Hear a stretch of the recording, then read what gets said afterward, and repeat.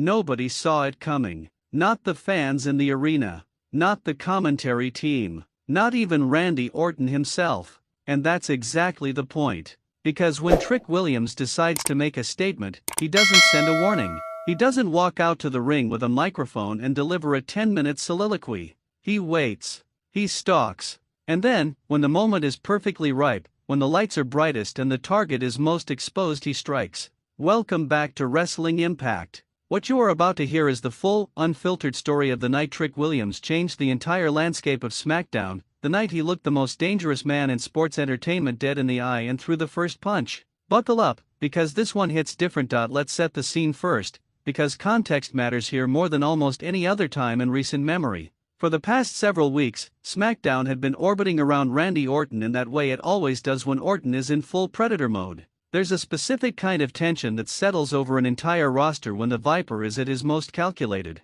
Locker rooms go quiet. Conversations drop to whispers. Eyes dart toward every hallway and shadow backstage. Because when Randy Orton decides someone needs to be made an example of, it rarely ends well for anybody in the vicinity. And lately, Orton had been making it abundantly clear that he viewed the entire SmackDown roster as his personal hunting ground, that he'd been working his way through the card with that cold, surgical precision that only he possesses. Not violent for the sake of violence, not reckless, deliberate. Every RKO planted with the patience of a man who has been doing this for over 2 decades and has never once lost that edge. Commentary had been treating Orton like the undisputed alpha of the blue brand, and honestly, nobody could argue with the logic. On paper, on pedigree, on reputation alone, Randy Orton was walking around SmackDown like he owned the deed to the building. And that arrogance, that iron certainty that nobody on this roster had what it took to step to him, that was exactly the opening that Trick Williams had been waiting for. Now if you've been sleeping on Trick Williams, this is your wake-up call,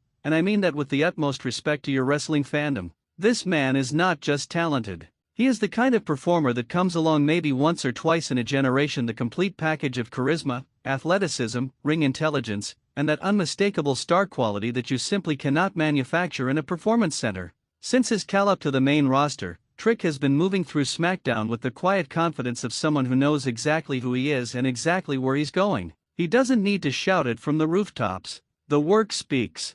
And on this particular Friday night, the work was about to speak in the loudest possible way. The evening had started with a certain electricity that longtime wrestling fans learned to recognize. You know those nights. The ones where you can feel something coming even before the opening pyro fully fades.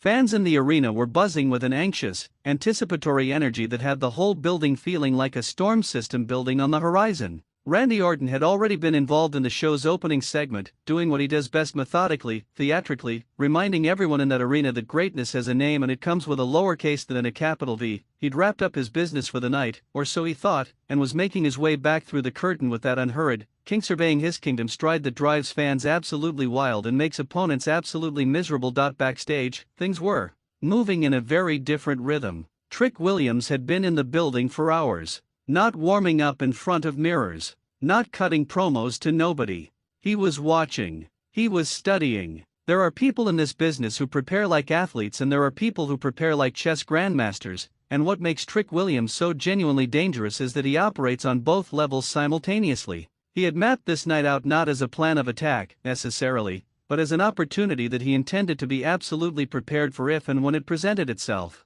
And as Orton moved through the backstage corridor, that opportunity crystallized in real time. Here's where the whole thing becomes something almost cinematic. The corridor backstage at the arena was half lit, that familiar gray-blue institutional lighting that makes every backstage segment feel slightly more ominous than the ones happening under the arena's production lights. Orton had rounded the corner near the production crates, a tight spot, a narrow pathway between equipment cases stacked 6 feet high on either side when the shadows shifted. One of the production staff later described it as watching someone materialize out of the darkness like he'd been waiting there since the venue opened. And then Trick Williams stepped forward, and the whole night exploded. The ambush was fast, focused, and absolutely ferocious. This wasn't a wild brawl. This wasn't two guys throwing haymakers until security pulled them apart. This was Trick Williams, with full intent and zero hesitation, delivering a message to Randy Orton in the only language that a man like Orton truly respects: physical pain and undeniable force. The first shot landed clean, and you could hear the impact through the corridor, that sharp, startling sound that cuts through the ambient noise of an arena preparing for its second commercial break. Orton, to his credit, and this matters, because it speaks to just how real the threat level is, was caught completely off guard. The Viper, the apex predator, the man who has made a Hall of Fame career out of being one step ahead of everybody in the room, didn't see it coming. And that right there is the story, isn't it? That is the entire thesis of this ambush, stated in one ugly, breathtaking moment. If Randy Orton didn't see it coming, nobody can claim this was just a lucky blindside from a desperate superstar swinging for the fences. This was precision. This was preparation. This was Trick Williams telling the entire SmackDown roster, telling every viewer watching at home, and most importantly telling Randy Orton himself, I am operating on your level. Not below it. Not trying to reach it. Already there. Already standing in it. Come find me when you're ready. The commotion brought agents and producers rushing down the corridor almost immediately. When WWE officials arrived on the scene, what they found was an image that will live rent-free in wrestling conversations for months.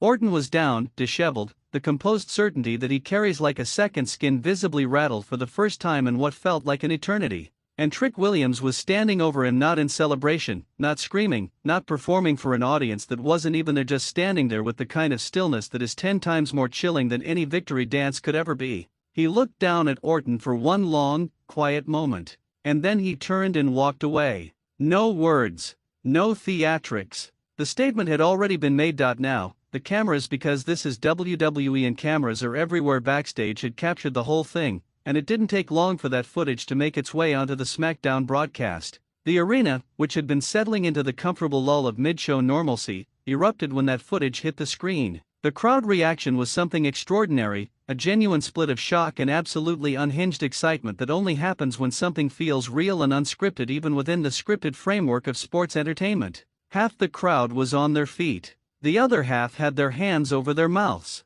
And commentary, God bless them, sounded like they'd witnessed a car crash and a fireworks show happening simultaneously. Did he just ambush Randy Orton? One of the commentators said it like a man who wasn't entirely sure the laws of physics still applied. Because that's the thing about Randy Orton that transcends kayfabe and storyline and all the layers of professional wrestling presentation. His mystique is legitimate. His legacy is tangible. And the fact that Trick Williams walked up to that mystique and threw a punch at it without flinching, that changes the molecular composition of how you view Trick Williams going forward. He's not just a promising young talent anymore. He's a problem. A real, serious, undeniable problem for every established name on that roster. Fan reactions around social media, as captured in real time during the show, ranged from stunned disbelief to outright euphoria. One fan at the arena described it perfectly: I've seen a lot of moments in this building, but when that footage came up, man, the whole section just lost it. You could feel people recalibrating. Like, everybody in here just silently agreed that Trick Williams is the real deal, and this is where his era starts.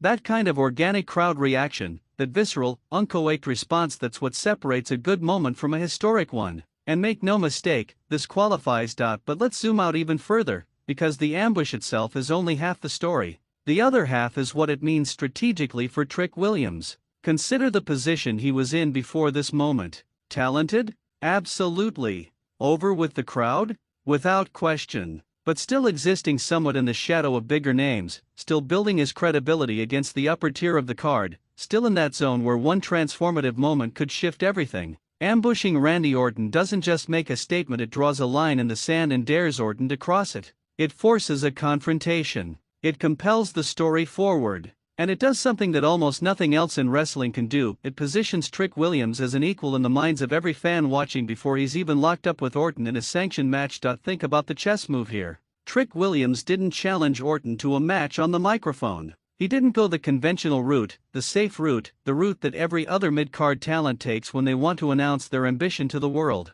He bypassed all of that and went straight to the power move, the move that says, I'm not asking for your permission, I'm not petitioning for your time, I'm taking it. There's a brutal elegance to that logic. In the world of Randy Orton, the only language that earns respect is the language of aggression. And Trick Williams spoke it fluently in that corridor. The show continued after that footage aired, but in a very real sense, everything that followed existed in the aftermath of that moment. Backstage segments took on a new energy. Wrestlers passing each other in the halls were clocking the implications of what they'd just seen, running the numbers in their heads. If Trick Williams was willing to do that to Randy Orton, what did it mean for everyone else? One veteran, speaking off the record in the kayfabe logic of the story, reportedly said something to the effect of, "That kid just bought himself a whole lot of trouble." And they weren't wrong. But here's the flip side of that truth: in professional wrestling, trouble is the currency of relevance. Trouble means you matter. Trouble means the biggest names in the business feel the need to address you. Randy Orton, once he'd been attended to and had a chance to collect himself backstage, reportedly asked for a camera crew. And that's never a good sign for whoever angered him. Orton in front of a camera after someone has crossed him is one of the most compelling things in this entire industry. The way he processes rage, not hot, not explosive, but cold, quiet, and absolutely terrifying, has been his signature for over 2 decades, and it has not dulled one single degree. He looked into that camera, and without raising his voice, without a single dramatic flourish, he said exactly enough to make every hair on your arm stand at attention. Something along the lines of, "You wanted my attention. Congratulations. You have it. Enjoy the next few days, because after that, nothing is going to be okay for you for a very long time." The segment closed. The lights in the arena shifted. The show moved on. But nothing actually moved on, because that's not how Randy Orton works. When Orton makes that kind of quiet, direct promise, the clock starts ticking. And the beautiful, dangerous, wonderful thing about Trick Williams is that by all available evidence, he knows it, and he's ready for it anyway.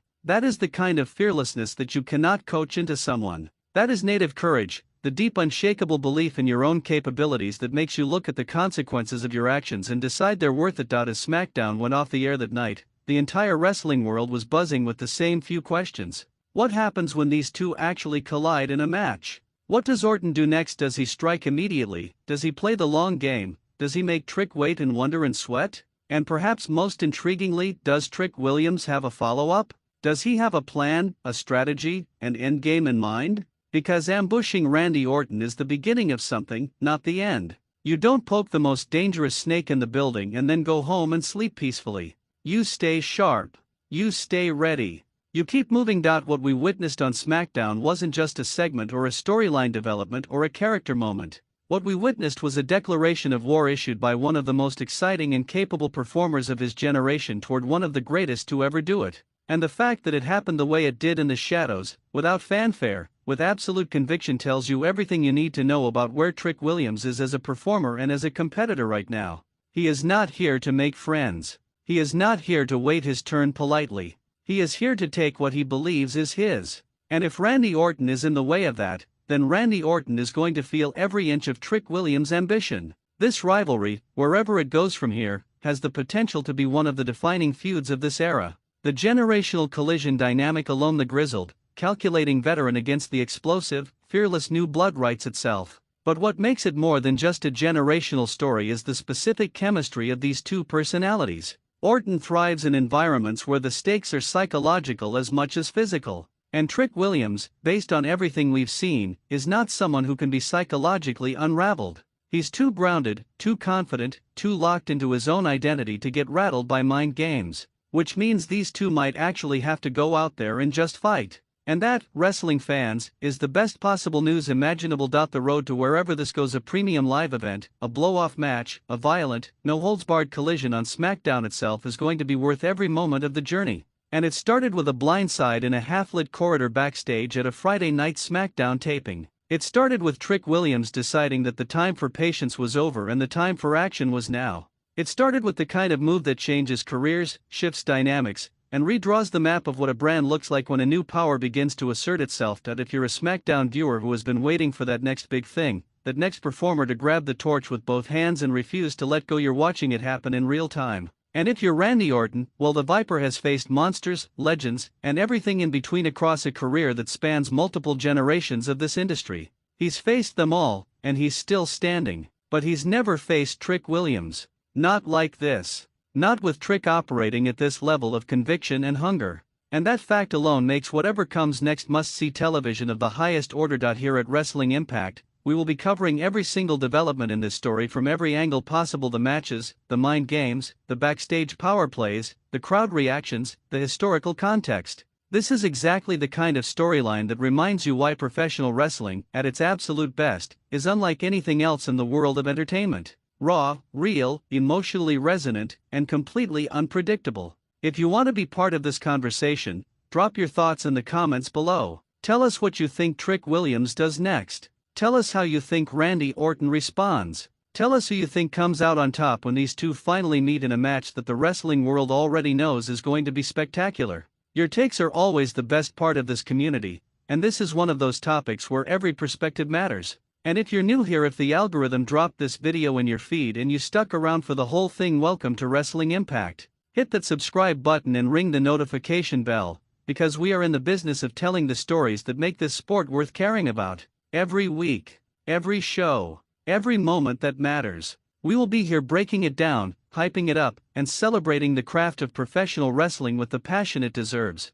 Thank you for watching. This has been Wrestling Impact, and we'll see you next time.